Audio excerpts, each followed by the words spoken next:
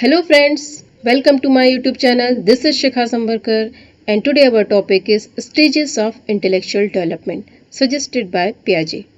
So let's start the topic. So intellectual development means बौद्धिक विकास.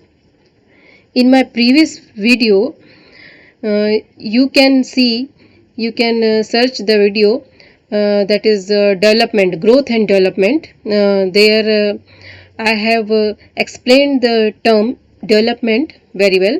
So you can see that video. Here I am talking about stages of intellectual development. Intellectual development means बौद्धिक विकास. So first we should know what's the meaning of intelligence. Intelligence means buddhi, and these stages are suggested by Jean Piaget. So first we should know who is Jean Piaget.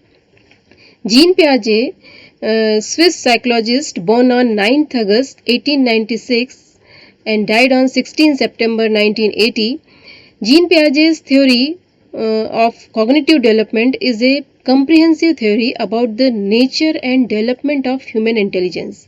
Gene पियाजे जो थे वो एक psychologist थे, Swiss psychologist, और उनका जो theory है, थ्योरी ऑफ कॉग्निटिव डेवलपमेंट, मतलब कि संज्ञानात्मक विकास का सिद्धांत.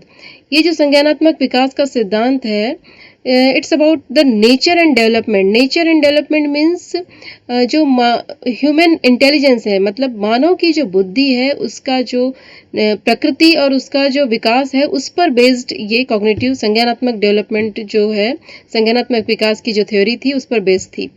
Piaget's theory of cognitive development. It is about the nature and development of human intelligence. मानव बुद्धि पर उन्होंने कुछ कार्य किया था. In 1920 he associated himself with the Binet Testing Laboratory, Paris.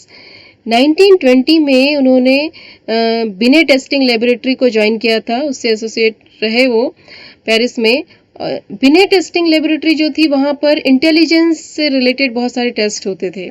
And after that पियाजे defined intelligence as the ability to adjust, adopt or deal efficiently with one's environment. पियाजे ने intelligence या बुद्धि के बारे में क्या डिफाइन किया है? Its ability. एबिलिटी मतलब ये एक क्षमता है टू एडजस्ट, समायोजन करने की, विथ वंस एनवायरनमेंट, मतलब हम अपने एनवायरनमेंट के साथ में जो समायोजन कर रहे हैं, जो एडजस्टमेंट कर रहे हैं, जो चीज़ों को हम अडॉप्ट कर रहे हैं, डील कर रहे हैं इफेक्टिवली, इफिशिएंटली, मतलब कि बहुत अच्छे से हम अपने एनवायरनमेंट में, मतलब हम जहाँ रह रहे हैं, जो भी हमारा समाज है, जो भी हमारा आसपास सराउंडिंग है, वहाँ पर हम बहुत अच्छे से एडजस्ट कर रहे हैं, समायोजन कर रहे हैं. तो बुद्धि को उन्होंने इस तरह से डिफाइन किया था.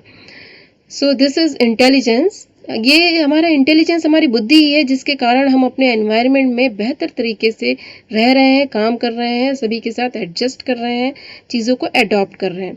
सो this is intelligence. Now stages of intellectual development. अब हम अपने टॉपिक पर हैं, stages of intellectual development. There are 4 stages. First is sensory motor stage. Sensory motor stage means संवेदिक पेशी अवस्था इसको बोलते हैं. 0 to 2 years, मतलब जो जन्म से लेकर के 2 साल तक का जो बच्चा है वो सेंसस के थ्रू ही काम करता है, उसी के थ्रू अपनी बात लोगों तक पहुंचाता है. So first is sensory motor stage. Second is pre operational stage. Pre operational stage means पूर्व संक्रियात्मक अवस्था. पूर्व संक्रियात्मक अवस्था means pre operational stage. It is 2 to 7 years. And under this there are 2 sub stages: pre-conceptual phase 2 to 4 years and intuitive phase 4 to 7 years. Third is concrete operational stage. Concrete operational stage means मूर्त संक्रियात्मक अवस्था. 7 to 11 years इसमें as रहती है. Then last is formal operational stage means अमूर्त या फिर अमूर्त संक्रियात्मक अवस्था कहते हैं इसको. 12 से 15 साल तक की अवस्था जो है. So one by one we will see what is the actual meaning of these stages. So first is sensory motor stage. Sensory motor stage 0 to 2 years. The first point is absence of language. It is very natural. अगर कोई बच्चा अभी पैदा हुआ है, वो कोई language नहीं जानता, मतलब इस स्टेज में absence of language मतलब लैंग्वेज नहीं होती है. सेंसेस के थ्रू ही वो अपनी बात लोगों तक पहुंचाता है। Second is limited number of unconditioned reflexes, sucking, looking, reaching, grasping etcetera. वहाँ पर जब बच्चा पैदा हुआ है तो उसके जो अनकंडीशनड रिफ्लेक्सेस मतलब कि जो सहज क्रियाएं नेचुरली जो वो कुछ एक्शंस कर रहा है वो भी लिमिटेड होते हैं। For example sucking, looking, reaching, grasping. Then object permanence मतलब वस्तु स्थायित्व जो है वो शुरू में नहीं होता है। कुछ महीनों तक 3, 4, 5 महीने का जो बच्चा है, अगर आप उसके सामने कोई खिलौना सामने उसको दिखाते हैं, कुछ देर वो उससे खेलता है और अचानक ही आप उससे वो खिलौना ले लेते हैं, तो वो कुछ बहुत ज़्यादा रिएक्ट नहीं करता है, वो किसी दूसरे खिलौने के साथ खेलने लग जाता है। लेकिन जैसे जैसे बच्चा और ग्रो करता है, 7-8 मंथ्स का होता है 1-1.5 साल का होने लगता है, तो उसमें ऑब्जेक्ट परमानेंस आ जाता है, मतलब वस्तु स्थायित्व हो जाता है। अगर आपने उसको कोई खिलौना दिया है और आप उससे तुरंत ले रहे हैं तो वो रिएक्ट करेगा, रोएगा, चिल्लाएगा, जो भी करेगा, आपसे मांगेगा वो। तो ये ऑब्जेक्ट परमानेंस जो है 8 महीने या 1.5 साल तक के वो परमानेंटली आने लगता है ऑब्जेक्ट परमानेंस।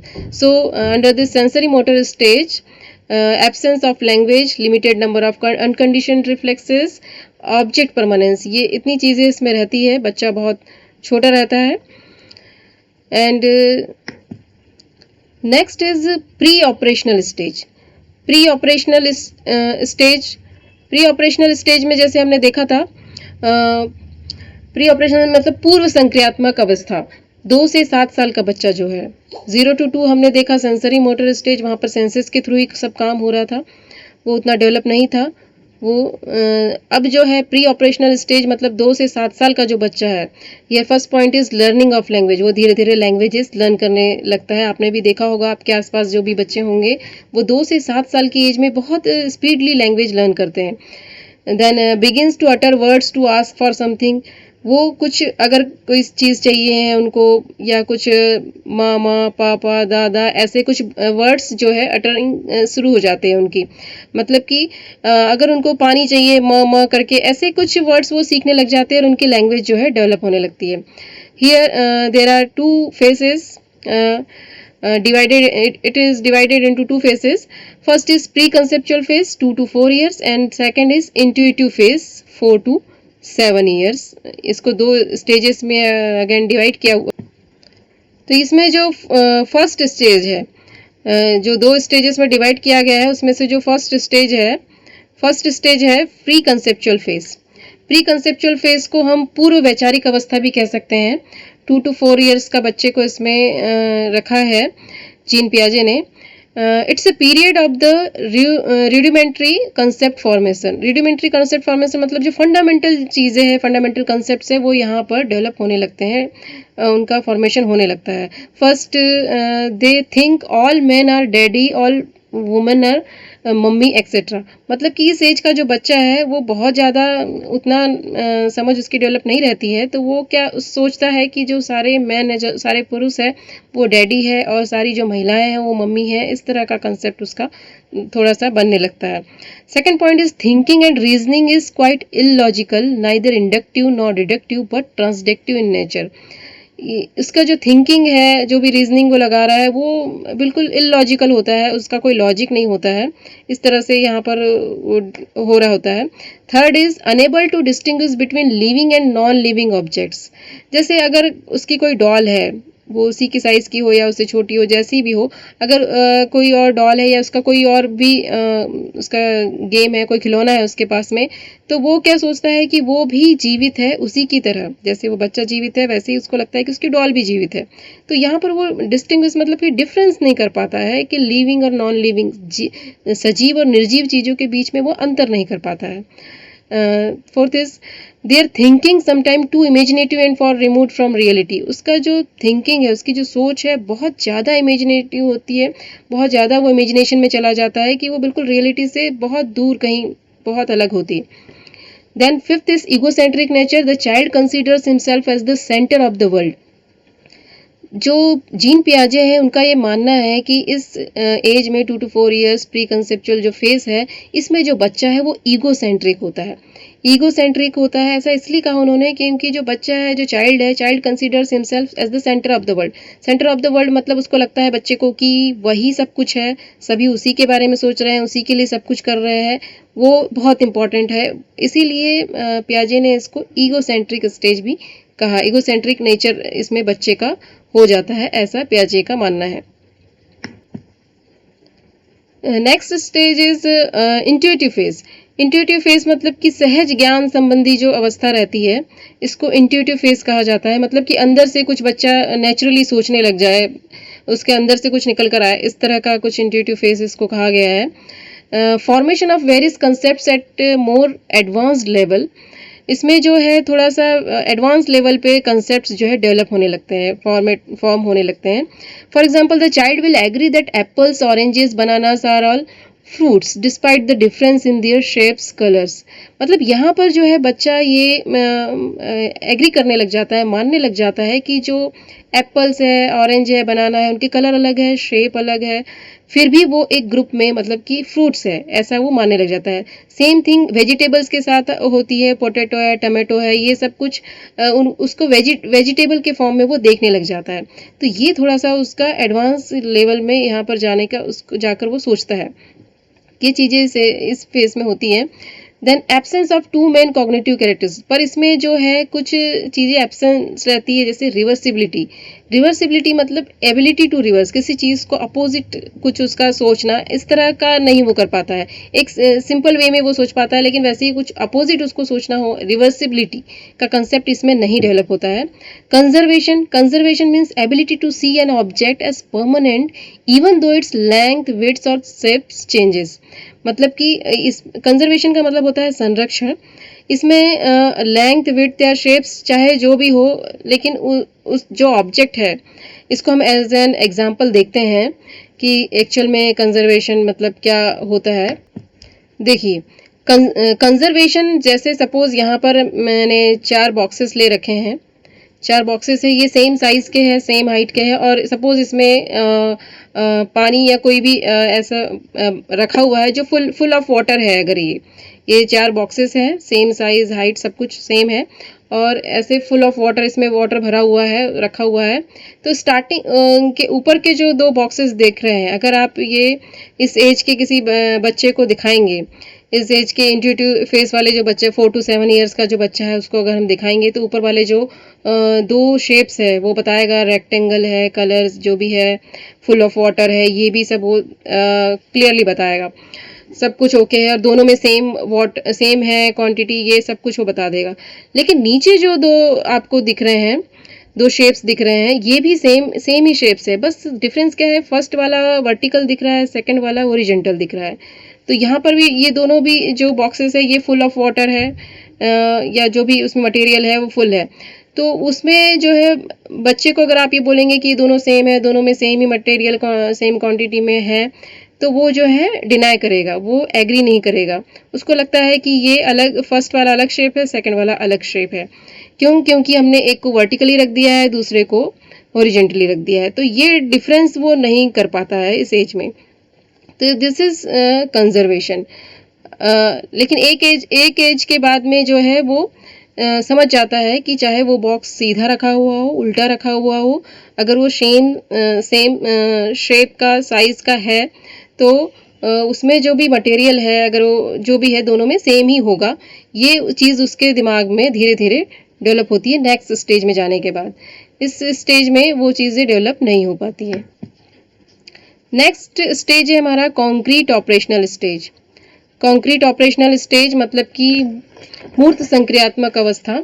मूर्त संक्रियात्मक अवस्था 7 to 11 ईयर्स के बच्चों का लिए है ये।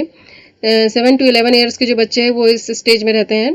Thinking becomes more logical and systematic. यहाँ पर देखिए बच्चा थोड़ा और बड़ा हो गया, 7 to 11 ईयर्स, मतलब वहाँ पर उसकी थिंकिंग जो है और ज़्यादा लॉजिकल और सिस्टमेटिक हो जाती है। सोच वो पहले भी रहा था, सब कुछ कर रहा था, लेकिन थोड़ा सिस्टमेटिक नहीं था, कुछ लॉजिक में नहीं था, बहुत ज़्यादा वो इमेजिनेटिव हो जाता था, जो इलॉजिकल था। Then use of inductive deductive approaches in terms of reasoning and arriving at conclusions. The child now develops the ability to conserve both in terms of quantity and number of objects. यहाँ पर conservation का concept आ जाता है, वो समझने लगता है.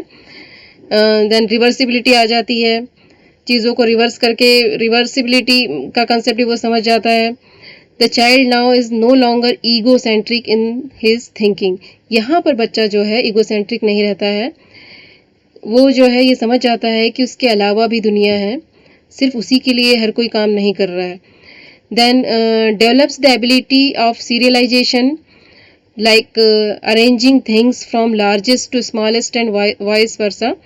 मतलब कि वो चीज़ों को सीरियली अरेंज कर भी कर पाता है, बेटर वे में कर पाता है, एंड वाइस वर्सा.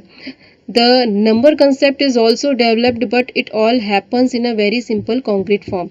यहाँ पर जो है नंबर कंसेप्ट भी डेवलप हो रहा है, सारी चीज़ें हो रही हैं, लेकिन ये सब कुछ इस स्टेज में क्या हो रहा है, कॉन्क्रीट फॉर्म में हो रहा है, मूर्त रूप में हो रहा है. मतलब उसके सामने है चीज़ें और वो कर रहा है सब कुछ. And unable to think in abstract form. ये जो है लास्ट पॉइंट, ये हमारा नेक्स्ट स्टेज में आता है. नेक्स्ट स्टेज में ये चीज़ डेवलप हो जाती है कि बच्चा एब्स्ट्रैक्ट फॉर्म में भी सोचने लग जाता है, बट इस कॉन्क्रीट ऑपरेशनल स्टेज में वो सिर्फ कॉन्क्रीट फॉर्म में ही सोच पा रहा है, मूर्त रूप में सोच पा रहा है. नेक्स्ट जो स्टेज आएगी उसमें वो अमूर्त रूप में भी सोच पाता है, वहाँ पर उस तरह से भी काम कर पाता है. सो this is concrete operational stage. Now formal operational stage. Formal operational stage मतलब कि अमूर्त संक्रियात्मक अवस्था कह सकते हैं इसको. अमूर्त संक्रियात्मक अवस्था 12 से 15 वर्ष तक के जो बच्चे हैं, 12 to 15 ईयर्स के लिए पियाजे ने इनको फॉर्मल ऑपरेशनल स्टेज में रखा है.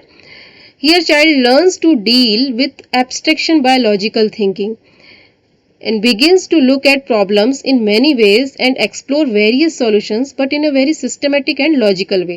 यहाँ पर जो बच्चा है वो प्रॉब्लम्स को बहुत तरीक़ों से देखता है, उसके बहुत सारे सॉल्यूशंस भी निकालता है, बट ये सब चीज़ें वो पिछले स्टेजेस में भी कर रहा था, बट यहाँ पर क्या हो रहा है, वो बहुत ज़्यादा सिस्टमेटिक वे में उस चीज़ को कर रहा है, लॉजिकल वे में उसको कर रहा है. One can imagine figures and shapes and can fly in the air without wings, as is often done by children when studying poetry, algebra and geometry. यहाँ पर जो है पियाजे का ये मानना है, जैसे ये 12 से 15 साल की जो एज दी हुई है, तो इसमें क्या होता है, बच्चे 10, 10th, 11th, 12th ये क्लासेस में ज़्यादातर होते हैं, और उसमें फिज़िक्स, केमिस्ट्री या दूसरे भी कुछ सब्जेक्ट्स होते हैं, जैसे यहाँ पोएट्री, अलजेब्रा, ज्योमेट्री लिया हुआ है. तो अभी आजकल के टाइम में तो बहुत सारे वीडियो ऑडियो के थ्रू बच्चों को पढ़ाया जा रहा है, तो वो बहुत जल्दी सब चीज़ें देख पा रहे हैं, सामने देख पाते हैं. लेकिन पहले क्या होता था कि इतने सारे सोर्सेस नहीं थे और सिर्फ बुक्स के थ्रू जो है टीचर्स बच्चों को पढ़ाते थे. तो जो भी कंसेप्ट, जो भी थ्योरी बुक में लिखी हुई है, वो उसको थोड़ा ब्लैक बोर्ड में एक्सप्लेन करते थे. इसके बाद में बच्चे का काम होता था कि उसको वो थोड़ा सा अमूर्त रूप में, मतलब कि एब्स्ट्रैक्ट फॉर्म में वो इमेजिन करता था कि हाँ ऐसी चीज़ें होती होंगी, ऐसा रहता होगा. और उस तरह से जैसे यहाँ पर लिखा हुआ है, one can imagine figures and shapes and can fly in the air without wings.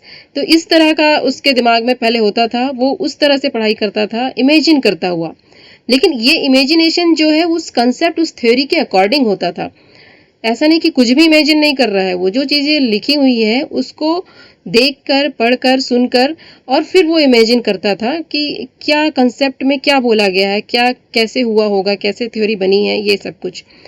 Then dealing with things that don't exist in reality. हाँ, ये जो पॉइंट है, यही वो पॉइंट है जिसकी वजह से दुनिया में इतने सारे इन्वेंशंस हुए और हमारे पास इतने सारे सोर्सेस अवेलेबल है, आज हम कंफर्टेबल लाइफ में है. क्योंकि बच्चा जो है यहाँ पर कुछ ऐसा भी सोचता था कि कुछ इन्वेंशंस के बारे में सोचता था वो, कि हाँ मैं अगर कोई कंसेप्ट है, कोई थ्योरी है, तो उसके थ्रू कुछ बना सकता हूँ या अपनी कोई नई थ्योरी डेवलप कर सकता हूँ, just like that. It provides a ladder to reach the limits of a person's intellectual development and actualize his potentiality to the maximum in the available circumstances. यही वो स्टेज है जिसमें बच्चा अपने अवेलेबल सर्कमस्टेंसेस, मतलब उसका जो एनवायरनमेंट है उसमें रहते हुए वो अपने पोटेंशियल, मतलब अपनी क्षमता का मैक्सिमम यूज़ करता है और उसका इंटेलेक्चुअल डेवलप होता है, मतलब उसके बौद्धिक क्षमता का मैक्सिमम जो है विकास होता है. So these all are the stages first is sensory motor, second is pre-operational, third is concrete operational, then fourth is formal operational. तो हमने ये सारी stages देखी और ये these all stages are suggested by Piaget. I have included some references here. First is Wikipedia. I have taken material from Wikipedia and one book, Advanced Educational Psychology by S.K. Mangal. So friends, I hope this video is helpful for you all. Thank you. Thank you very much. Please like, share, comment and subscribe this YouTube channel presented by Shikha Samvarkar. Thank you all.